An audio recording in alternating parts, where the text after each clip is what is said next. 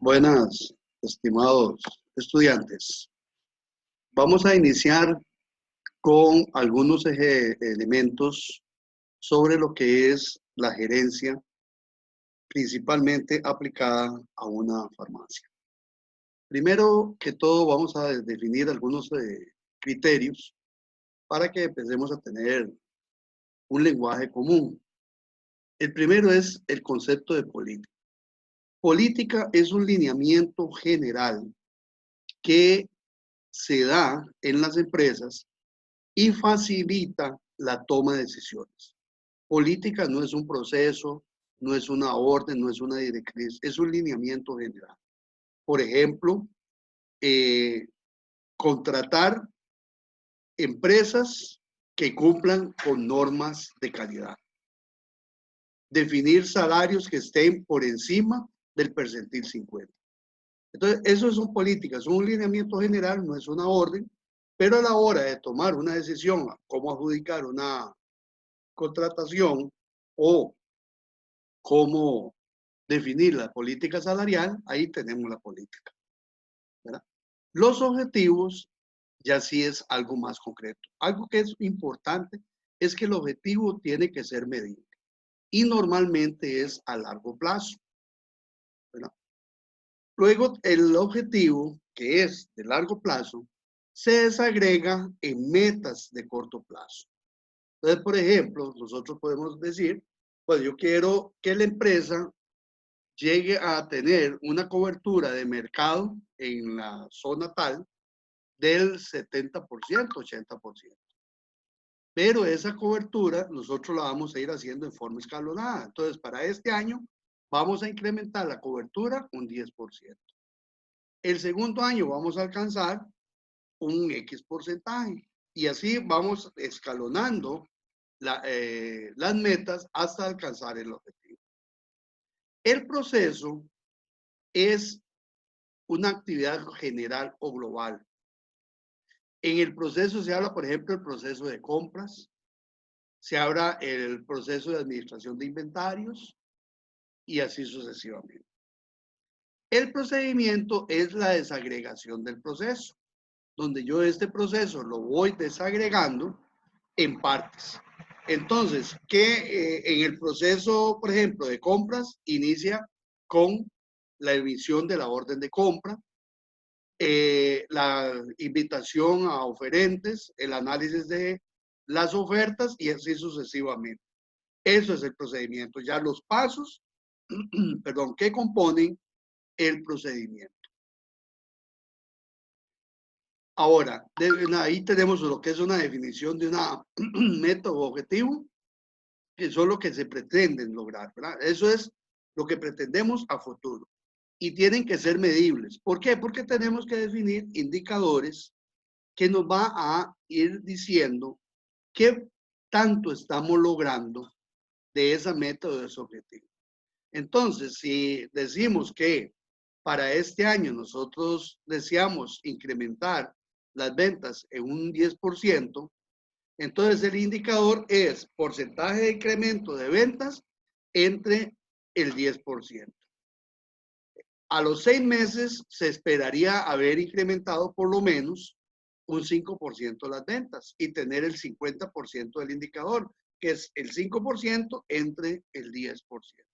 Y así vamos a ir definiendo los indicadores por cada una de las metas y por cada uno de los objetivos, para ir viendo el alcance de lo que estamos nosotros haciendo en la gestión gerencial de la empresa.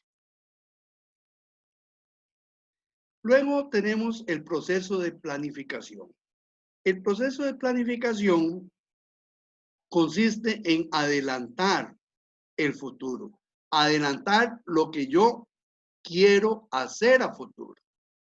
Entonces, yo determino y busco cómo al ir alcanzando ese objetivo o ir alcanzando un posicionamiento dentro de la organización.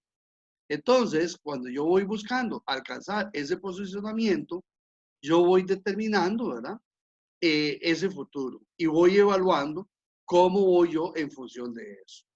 Entonces, cuando hablamos de objetivos de largo plazo que impliquen situaciones de mejora, estamos hablando de planificación estratégica. Que la planificación estratégica es un sistema ordenado y sistemático hacia futuro, donde vamos a pasar de una situación actual a una situación que es mejor de la que tenemos actualmente. En este sentido, la planificación estratégica es de largo plazo. Implica horizontes de 5 años como mínimo. O sea, donde nosotros nos vemos a futuro. Por ejemplo, cuando ustedes decidieron iniciar la carrera, eso es una planificación estratégica. Ustedes dicen, bueno, yo quiero llegar a ser profesional en farmacia. Definen el tipo de profesional, si lo que quieren es un título o lo que quieren es ser un buen profesional. Entonces, ahí está ya la misión y la visión de lo que ustedes quieren. ¿Qué es lo que yo quiero? Ser un profesional en farmacia. Ahora bien, el plan de estudio es la desagregación de ese plan estratégico de largo plazo en planes operativos, ¿verdad? En planes operativos, donde yo voy desagregando este proceso de corto plazo. Entonces, la planificación estratégica partimos de una situación de hoy, ¿verdad? Que la definimos mediante un diagnóstico a una situación futura. Ahora, ¿cómo alcanzar esa situación futura? Es el plan estratégico, que precisamente por eso es que se dice que el plan estratégico es un cierre de brechas. Volvemos al ejemplo. Ustedes decidieron ser farmacéuticos. ¿Por qué? Porque hicieron un diagnóstico y consideraron que tenían ventajas competitivas para poder lograr con satisfacción la carrera. Entonces, el plan de estudio es la estrategia, es la desagregación de esa visión de llegar a ser un profesional en farmacia. Entonces, esa estrategia se desagrega en planes operativos, o sea, planes anuales. Entonces, ¿qué materias yo voy a llevar este año? Y cómo en el primer cuatrimestre, en el segundo cuatrimestre y el tercer cuatrimestre. Eso es el plan estratégico, desagregado y alineado con el plan operativo, ¿verdad? Entonces yo defino objetivos, que es la solución, desarrollo, asigno responsables y los mecanismos de seguimiento y control. Entonces ustedes van a ir determinando, bueno, si yo tenía que ganar tantas materias en el primer cuatrimestre, tantas materias en el segundo cuatrimestre y así sucesivamente. Y entonces al finalizar cada uno de los cuatrimestres, ustedes determinan si ganaron o no ganaron las materias y si están alineados a ese plan estratégico de largo plazo. Ese plan operativo, que es el plan anual, tiene que estar alineado en función de ese plan estratégico. Ahí se determina una serie de objetivos, metas de ventas, metas de cobertura de mercado, metas de crecimiento, de costos, etcétera, etcétera. Que esos son los objetivos que ustedes establecen en el plan de estudio, ¿verdad? Entonces, ¿cuántas materias van a ganar ustedes en cada año? De acuerdo con el plan de estudio. Si van a cumplir el plan de estudio o van a ir más materias del plan de estudio o menos materias del plan de estudio.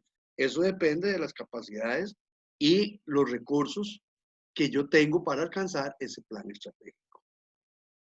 Es muy importante que este plan operativo se desagrega en un plan financiero.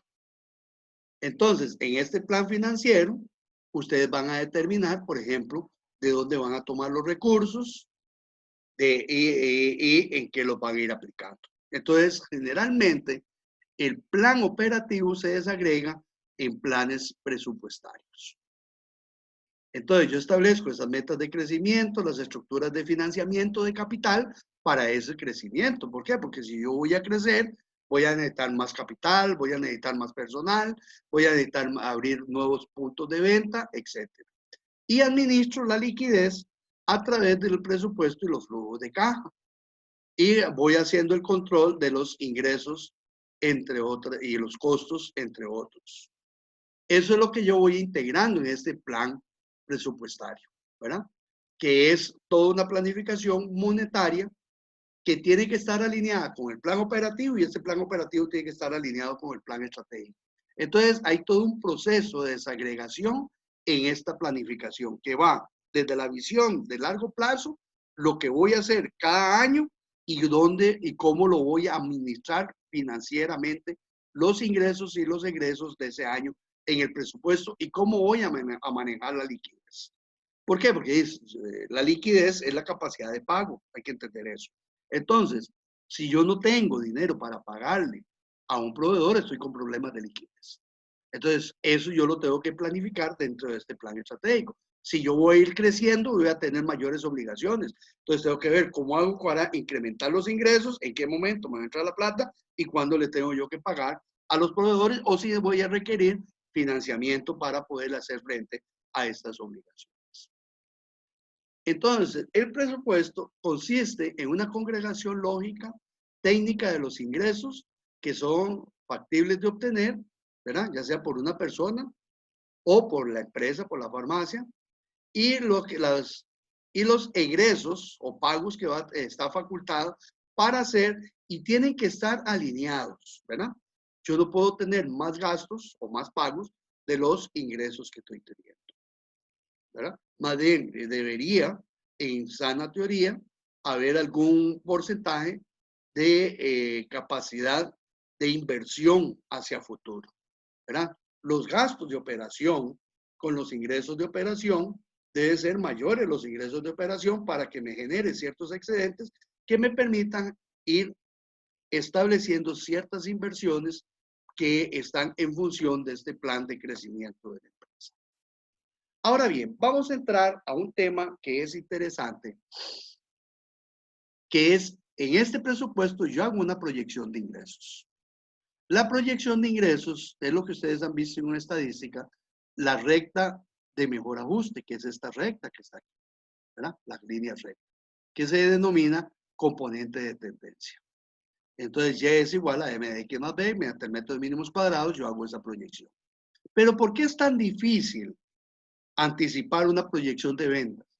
Porque existen factores que inciden en esta proyección que me distorsiona los resultados. Por ejemplo, tengo un componente cíclico, ¿verdad? Que es este de aquí, la negra continua, ondulada, que el componente cíclico yo no lo puedo proyectar, lo puedo explicar. Entonces, por ejemplo, si yo tengo una proyección de agrícola, por ejemplo, y yo determino, bueno, yo cuánto va a ser la producción de un producto determinado, pero esto va a ser afectado por las condiciones del niño y la niña, si va a ser muy seco o si va a ser lluvioso. Entonces, la tendencia que yo tenía de ventas, de acuerdo con los datos históricos, va a ser afectada si hubo una sequía por problemas de la niña. Entonces, las ventas van a ser menores, la producción va a ser menores y las ventas van a ser menores a las programadas. O más bien fue favorable, ¿verdad? El clima fue favorable y más bien tuve una producción más de lo que yo esperaba. Entonces, eso es una tendencia. Luego hay un componente que es el componente sistemático, ¿verdad? Que es del sistema, ¿verdad? En el componente sistemático, yo no lo puedo ni medir ni explicar, ¿verdad? Porque es totalmente aleatorio. Es esas curvitas que parecen un zigzag, perdón, que se me está presentando en la proyección. Es totalmente aleatorio. Eso me distorsiona hacia arriba y hacia abajo con ligeras variaciones de la proyección. Y luego tengo un componente que es estacional, que el componente estacional es el que me va a decir cuándo se vende más o cuándo se vende menos un producto. Entonces, por ejemplo, las sombrillas y paraguas se venden más en invierno, los bronceadores más en verano. Esa es la estacionalidad de un producto. Eso es la explicación de cuándo se vende más un producto o cuándo se vende menos un producto. Por ejemplo, cuando estábamos nosotros en clases presenciales, las soditas tanto dentro de la universidad como las que están alrededor, vendían más cuando había actividad electiva. Cuando habían vacaciones, en ese periodo de 15 días, 22 días, las ventas de ellos bajaban. ¿Por qué? Porque no habían estudiantes. Entonces, eso también es una estacionalidad. O sea, que la estacionalidad no necesariamente es que esté asociada a una época del año, sino que hay una situación que me explica por qué las ventas suben o por qué las ventas bajan. De ahí la importancia de conocer el negocio. De ahí la importancia de conocer nuestro ámbito de influencia. ¿Cuál es el ámbito de influencia que tiene una farmacia? ¿Por qué? Porque una farmacia, por ejemplo, en Los Yoses, muy probable que la demanda va a ser muy diferente a una farmacia que esté en una urbanización que esté empezando. En uno, muy probable que vayan a ser productos pediátricos y en el otro va a ser productos pediátricos. Eso es importante. Y como también es importante conocer al cliente.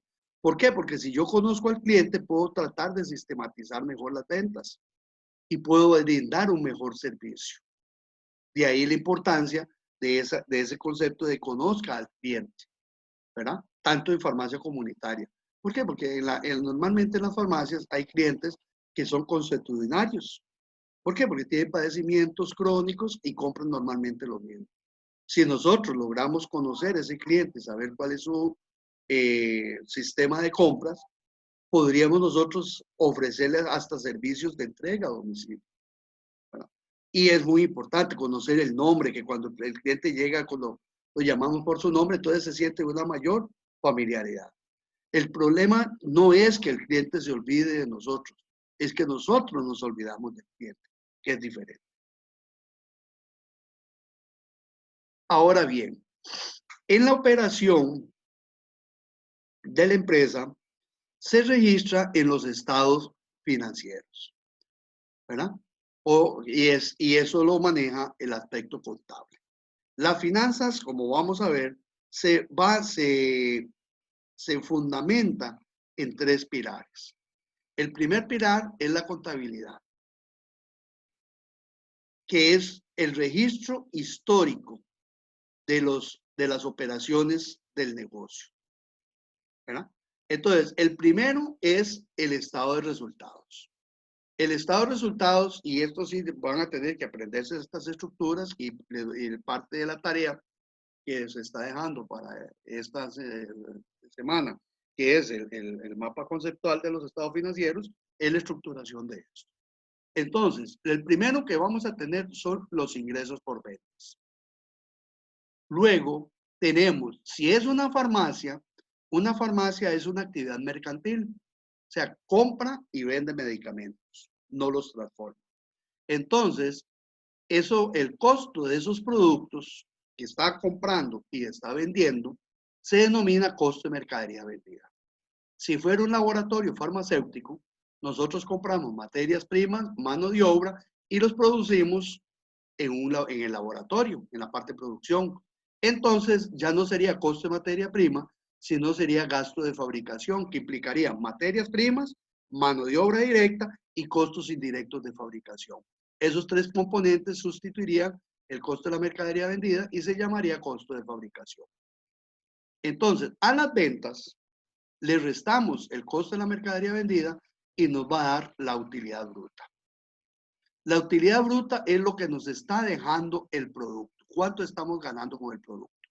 Esta utilidad debe permitir cubrir todos los gastos de ahí en adelante. Y vamos a aclarar, cuando son costos los que están asociados a la producción del producto y son gastos cuando no están asociados a la producción del producto. En nuestro caso, no vamos a hacer esa diferenciación, pero sí los contadores hacen un énfasis muy claro que cuando es asociado al producto es un costo y cuando no es asociado al producto es un gasto. Ok, entonces tenemos la utilidad bruta, que es las ventas menos el costo de la mercadería vendida. A esta utilidad bruta le vamos a quitar lo que se llaman gastos operativos, que los gastos operativos se desagregan en gastos de ventas y gastos de administración. Si están diferenciados, los ponemos como gastos de venta o gastos de administración. Si no están diferenciados, los pondríamos como gastos operativos. Entonces, la utilidad bruta menos los gastos de venta y administración o gastos operativos nos va a dar la utilidad antes de impuestos e intereses. Eso significa UAII, utilidad antes de impuestos e intereses. Eso es lo que está dejando el negocio. Si yo tengo una farmacia, lo que me está dejando la farmacia es lo que está en la UAI. Ahora bien, le quitamos la última I, que son los intereses. Y entonces nos quedan las tres primeras letras, que es la utilidad antes de impuestos. Ya le quitamos los intereses. Vamos con la última I, que es el impuesto sobre la renta. Le quitamos a la utilidad antes de impuestos el impuesto sobre la renta y nos va a dar la utilidad neta. A la utilidad neta le vamos a quitar los dividendos preferentes y nos va a dar la utilidad neta del capital accionario común, que lo vamos a denominar de aquí en adelante como UNCA. De esta utilidad neta que tenemos aquí, si ustedes ven, se pagan dividendos que pueden ser los dividendos de los accionistas comunes, que más adelante vamos a hacer la diferenciación, y de los accionistas preferentes, ¿verdad? Entonces, el dividendo puede ser para acciones comunes o para acciones preferentes. Y lo que no se da en dividendos se va a utilidades retenidas, que eso lo vamos a ver en el próximo estado que se llama el balance general. Entonces, a la utilidad neta le quitamos los dividendos preferentes y nos da la utilidad neta del capital accionario común. Eso lo dividimos entre el número de acciones comunes, el número, ¿verdad? La cantidad de acciones comunes, y nos da la UPA, que es la utilidad por acción. La UPA es la utilidad por acción. De esta UNCA es donde sacamos nosotros los dividendos comunes. Y lo que no se da en dividendos comunes es lo que se va a utilidades retenidas. Ahora, la contabilidad es el registro de las operaciones de la empresa que fundamenta en dos estados contables. El que vamos a ver, el otro estado, ya vimos el estado de resultados, ahora vamos a ver el balance general, que es donde se registran los bienes y derechos de la empresa. Entonces, a grosso modo, la parte de activos, que es aquí al lado izquierdo, es lo que invertimos en una farmacia. Y la vamos a dividir en activos corrientes y activos de largo plazo. Los activos corrientes son aquellos activos que nosotros invertimos, pero que los vamos a consumir en un periodo menor a un año. Entonces, ¿qué sería ahí? Bueno, el efectivo que tenemos, los inventarios en medicamentos, las cuentas por cobrar que tuviéramos, y si hacemos inversiones a corto plazo, también estarían ahí. En la otra es el activo a largo plazo, que son inversiones que se van a consumir en más de un año. Entonces, terrenos, si la farmacia tiene un terreno propio, edificios, si tuviera un edificio propio, mobiliario, equipos, vehículos, etcétera. Todo lo que no se consume en menos de un año, iría en los activos de largo plazo. La otra parte, que es la parte financiera o el financiamiento, es cómo se está financiando esta inversión, ¿verdad? Tanto de activos corrientes como activos de largo plazo. Entonces, el primer financiamiento es el pasivo de corto plazo, que siguiendo la analogía, es todas aquellas deudas que debemos de cancelar en menos de un año. Luego tenemos el pasivo de largo plazo, que son las deudas que deberíamos de cancelar en un plazo mayor a un año. Y el aporte de los dueños de la farmacia, que puede ser capital, ¿verdad? O patrimonio. Eso depende cómo nosotros constituyamos la farmacia. Si la farmacia la ponemos como una actividad personal, iría como patrimonio, porque es la farmacia de ustedes. Entonces iría como patrimonio. Pero si la hacen como una sociedad anónima, la registrarían como capital accionario, ¿verdad? Y eso iría en esta parte de capital.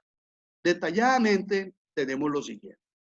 Los activos corrientes, y estos también, como se los indiqué anteriormente, en el estado de resultados, tienen que aprenderse estas cuentas. Porque cuando veamos el análisis financiero, ustedes tienen que saber qué cuentas componen cada uno de estos elementos. Entonces, en el activo corriente, ¿qué es lo que tenemos? Efectivo o bancos, Inversiones transitorias, que son todas aquellas inversiones que hacemos en menos de un año. Por ejemplo, un certificado de depósito a plazos de 6 meses, 3 meses, 9 meses. Cuentas por cobrar, que es cuando vendemos a crédito y nos quedan debiendo. Por ejemplo, cuando ustedes se matriculan en la universidad y firman una letra de cambio, ustedes le están dando a la universidad un derecho para cobrar. Eso es un activo. Entonces, eso es y la universidad lo va a registrar como una cuenta por cobrar, ¿verdad? A estudiantes. Los inventarios, ya lo vimos que son todo lo que se compra para vender en menos de un año. Entonces, por ejemplo, los inventarios lo constituyen los medicamentos. Todos los medicamentos que ustedes compran y están ahí en los estantes o en las bodegas son inventarios, porque se van a vender en un plazo menor a un año. Luego tenemos los activos de largo plazo. Como habíamos dicho, inversiones de largo plazo, terrenos, edificios, maquinaria, vehículos, mobiliario y herramientas. Generalmente, a excepción de los terrenos, las inversiones y las herramientas pero normalmente lo que es edificio, maquinaria, vehículos, mobiliario y equipo, herramientas también, dependiendo de su valor, tienen una contracuenta que se llama depreciación. La depreciación es una cuenta que yo registro para ir restándole ese valor en libros a los activos. Lo meto como un gasto en el estado de resultados, pero esa plata no está saliendo, sino que le está quedando a la empresa para futuras inversiones. El detalle que yo ponga en estos activos de largo plazo va a depender del nivel de información que yo vaya a requerir. Si yo quiero conocer cada uno de los componentes, yo pediría esta estructura. Pero si lo que yo quiero es un resumen nada más, entonces puedo usar el otro formato que está aquí, formato de forma resumida, que es poner el activo fijo bruto menos la depreciación acumulada y me va a dar el activo fijo neto. Recuerden que habíamos dicho que el edificio, la maquinaria, mobiliario y equipo, yo le voy a ir metiendo un gasto anual a cada uno de estos, lo meto como un gasto, los restos de los ingresos, pero esa plata me va quedando y yo la voy acumulando año con año. Eso es lo que es la depreciación acumulada. Cuando ya el activo ya no esté malo, esté dañado o ya perdió su vida útil, la idea es que yo tenga esa plata de la depreciación acumulada, ojalá en inversiones, ¿verdad? Reales, para poder tener un fondo ahí para echarle mano para renovar estos activos. Ahora, por el otro lado, en la parte del financiamiento, tenemos el pasivo de corto plazo, que esos son los gastos que yo tengo que cancelar en menos de un año. Esta primera cuenta, gastos acumulados por pagar, generalmente lo forma el cierre contable. Por ejemplo, yo tengo una farmacia y a los empleados les pago cada 6 meses. Entonces, resulta que el cierre cayó un miércoles, pero yo le pago, le pago semanalmente a los empleados. Entonces, resulta que ellos trabajan de lunes a sábado, 6 días. Entonces, el cierre cayó miércoles. Entonces, ellos me trabajaron lunes, martes y miércoles. Pero yo no les voy a pagar el miércoles porque es el cierre, pero yo les voy a pagar, como siempre les pago, el sábado. Entonces, yo tengo que registrar como salarios acumulados por pagar esos 3 días, porque ya ellos se los ganaron, yo se los debo, pero se los voy a pagar hasta el sábado. O si, por ejemplo, yo tengo un crédito con el banco y yo pago los 10 de cada mes, entonces el 30 yo tengo que registrar los 20 días de intereses como intereses acumulados por pagar, porque yo voy a pagar hasta el 10 del mes siguiente.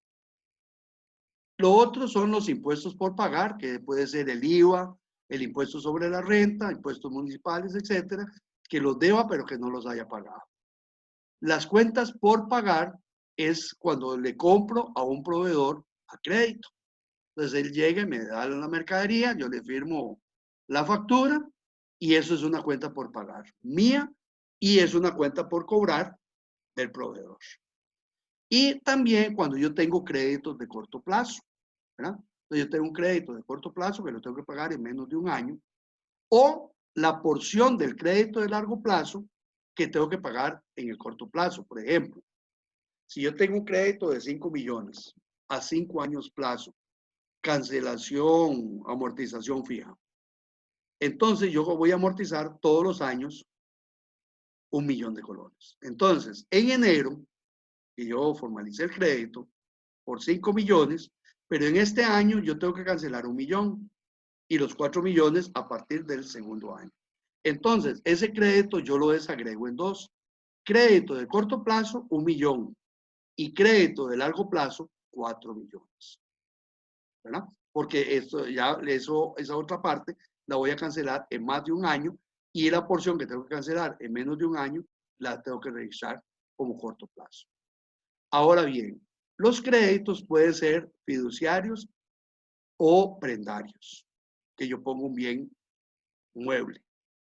También puede ser si me financio en bolsa, ¿verdad? Que yo emita bonos, los coloco en bolsa y la gente me da la plata y yo les voy pagando intereses. Cuando se vence el bolso, le pago el principal. Pero también, y se hace por una clasificación separada, el crédito hipotecario, que es cuando está respaldando un bien inmueble, ¿verdad? Una propiedad, porque no se mueve, se dice inmueble. Entonces, un bien inmueble que se registra en el registro, ¿verdad? De la propiedad. Ahí se registra la hipoteca y queda grabada, el registro público, perdón. ¿Sí? Y ahí queda grabada la propiedad con esa hipoteca. Los créditos, ¿no? Los créditos son, digamos, prendarios o se hace una prenda y se puede autenticar o se hace un pagaré. Ahora bien, vamos a la otra parte que es el financiamiento por parte de los dueños de la farmacia. Cuando los dueños de la farmacia ponen la plata para montar la farmacia, si la hacen a título personal, esto se llamaría patrimonio, ¿verdad? No habrían acciones, sería patrimonio y utilidades retenidas. Pero si es una sociedad anónima, estamos hablando de acciones comunes. El accionista común es el verdadero dueño de la farmacia, ¿verdad?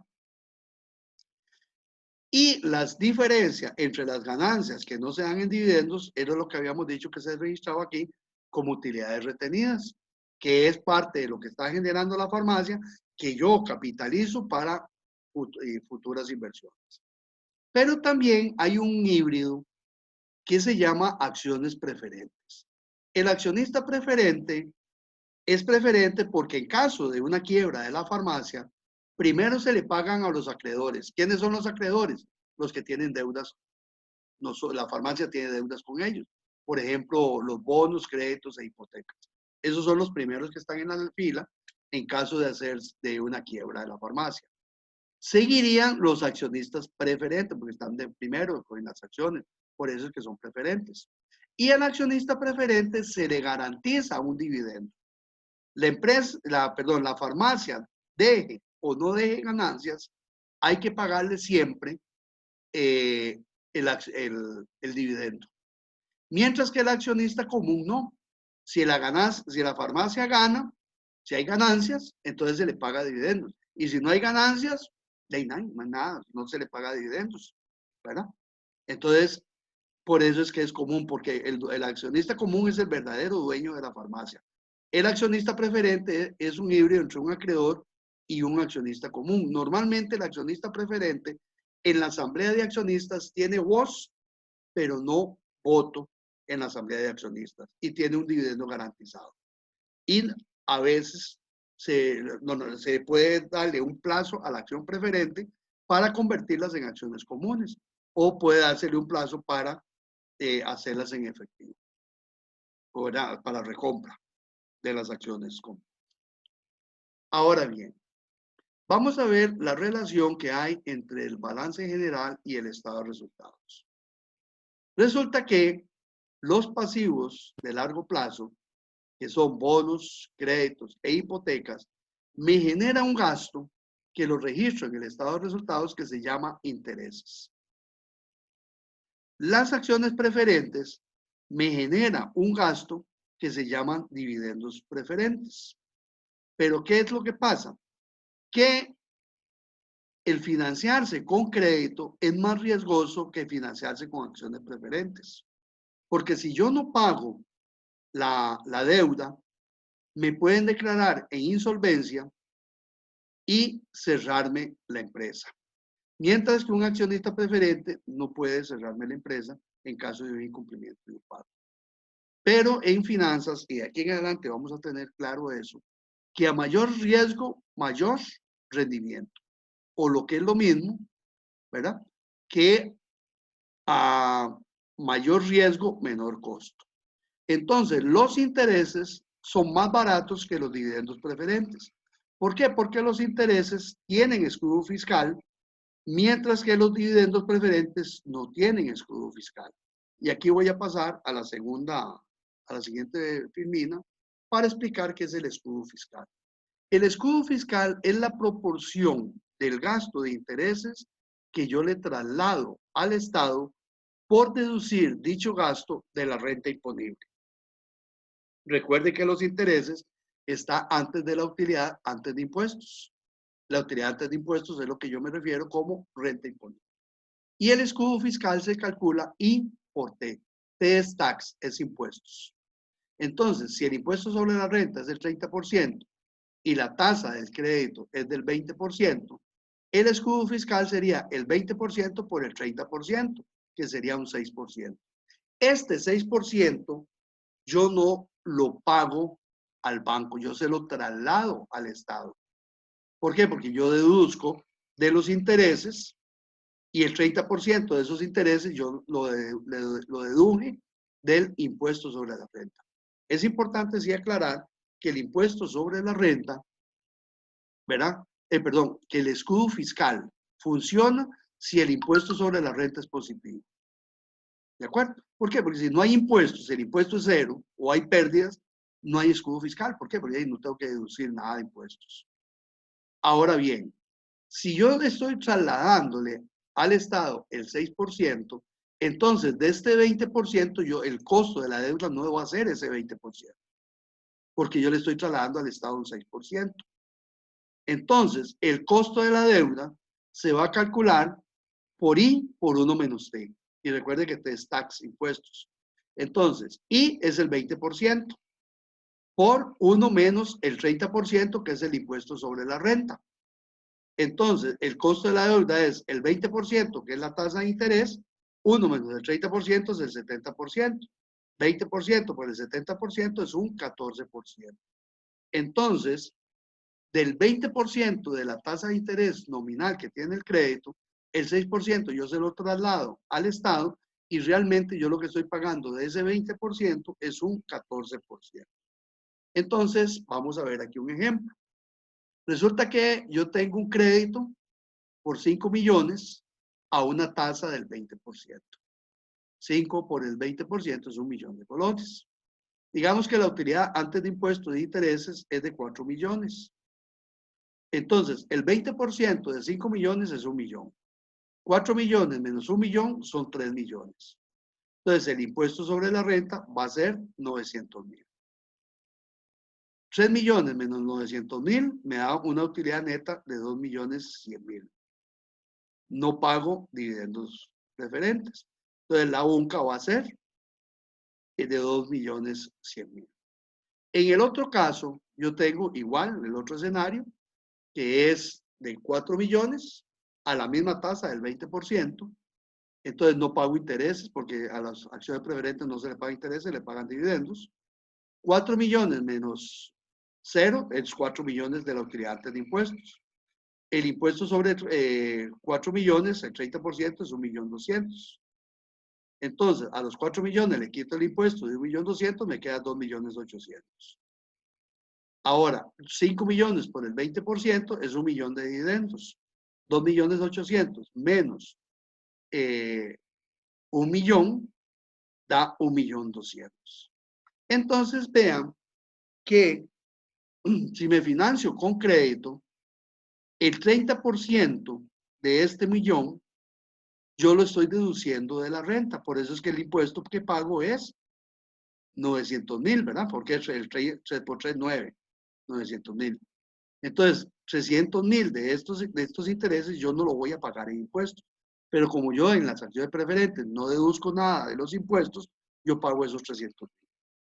Entonces, un 20% antes de impuestos no es igual a un 20% después de impuestos. ¿Por qué? Porque como vimos, el 20% tiene escudo fiscal, entonces el costo de la deuda es un 14%. Estos son tasas equivalentes. Un 20% antes de impuestos equivale a un 14% después de impuestos. Entonces tengan muy claro que no podemos comparar intereses cuando están antes de impuestos cuando están después de impuestos. Ahora bien, en el caso de las acciones preferentes, ¿verdad? Perdón. En el caso de las acciones preferentes, si yo quiero 1 millón de dividendos, ¿verdad? Después de impuestos, yo tengo que generar el millón entre 1 menos el 30%. ¿Por qué? Porque 1 millón es igual a la utilidad menos el 30% de esa utilidad. Entonces, entonces 1 millón entre 1 menos el 30% es igual al millón entre el 70%. Entonces, voy a explicar eso más detalladamente. Yo quiero 1 millón después de impuestos. Esto es una suma X, una utilidad X, que quitándole el 30% de esa utilidad me queda el millón. ¿Verdad? Entonces, lo que yo voy a tener es X menos el 30% de X, que es el 70% de X. Es este 70%. 1 menos el 30%, que es este 70%. Entonces, si 1 millón entre el 70% me dice que yo necesito generar una utilidad antes de impuestos e intereses de 1.428.571.43.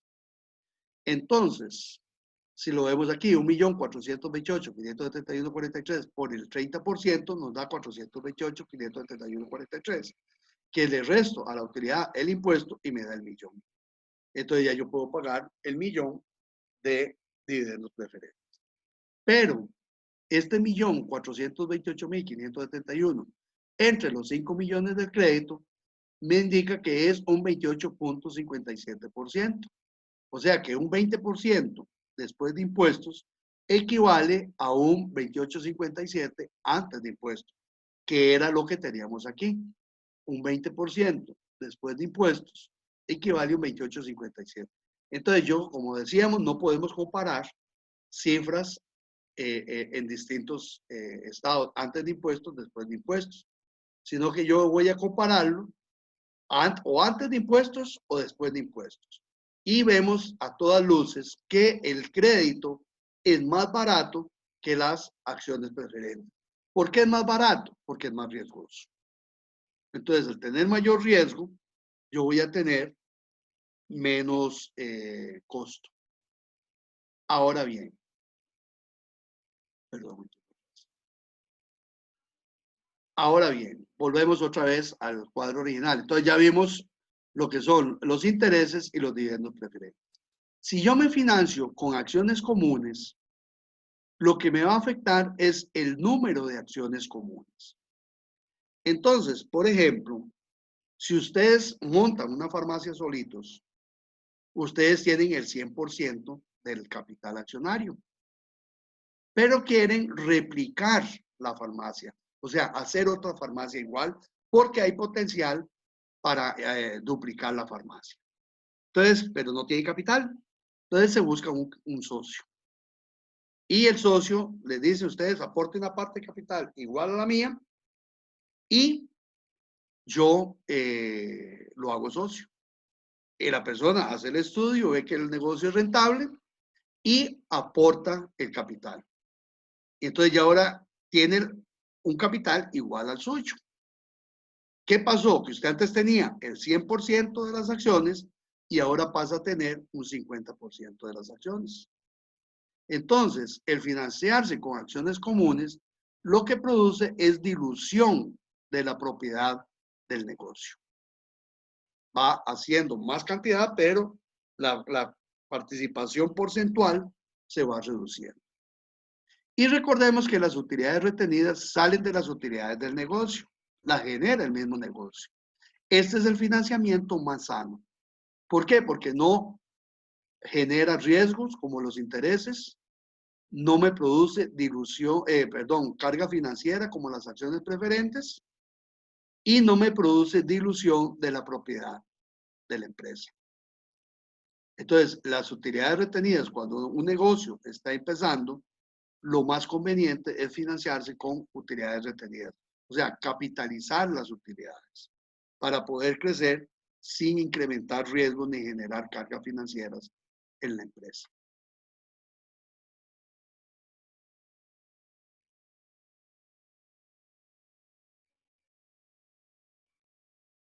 Bueno, esto ya lo vimos. Ahora bien, el otro punto que nos interesa es el concepto de los costos. Bueno, ya vimos costos y gastos, ¿verdad? Que de aquí en adelante podemos llamarlos indistintamente. Puede ser costos o puede ser gastos. No vamos a tener mayor diferenciación porque eso es un tecnicismo muy contable. Pero sí nos interesa y tener bien claro qué es un costo fijo y qué es un costo variable. El costo fijo es aquel costo que no se va a modificar dependiendo del nivel de ventas. Siempre va a ser el mismo. Entonces, ¿cuáles serían unos costos fijos de una farmacia? Por ejemplo, el alquiler, el agua, la luz, el costo del guarda y así sucesivamente. Mientras que los costos variables sí van a depender del nivel de ventas. Entonces, por ejemplo, el costo de la mercadería vendida en una farmacia forma parte de este nivel de ventas. Entre más venda, más costo de mercadería voy a tener. Por lo tanto, el costo de mercadería es variable. Por otra parte, si es un laboratorio farmacéutico, ¿verdad? Por ejemplo, el personal administrativo normalmente es fijo, personal de ventas, pues, si no paga comisión, puede ser fijo. Los outsourcing que se tengan de contabilidad o cosas por el estilo podrían ser fijos. El alquiler del local podría ser fijo. Pero lo que es materias primas, mano de obra directa, esos normalmente son variables. El costo indirecto de fabricación podría ser variable o podría ser fijo, podría tener ambos componentes. Pero lo que sí, en las materias primas y en la mano de obra, normalmente va a depender del volumen de ventas. Entonces, aquí tenemos la definición, ¿verdad? ¿Qué es un costo variable? Son aquellos costos que se incrementan o disminuyen en relación con la producción o ventas del negocio. Y los fijos son aquellos costos que se mantienen en un nivel determinado, indistintamente del nivel de producción o de ventas del negocio.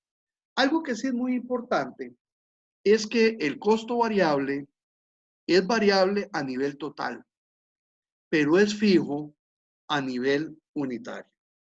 Por ejemplo, si yo vendo lapiceros y un lapicero me cuesta 100 pesos, si yo vendo 100, serían 10,000 el costo variable. Pero si vendo 1,000,000, serían 100 millones el costo variable.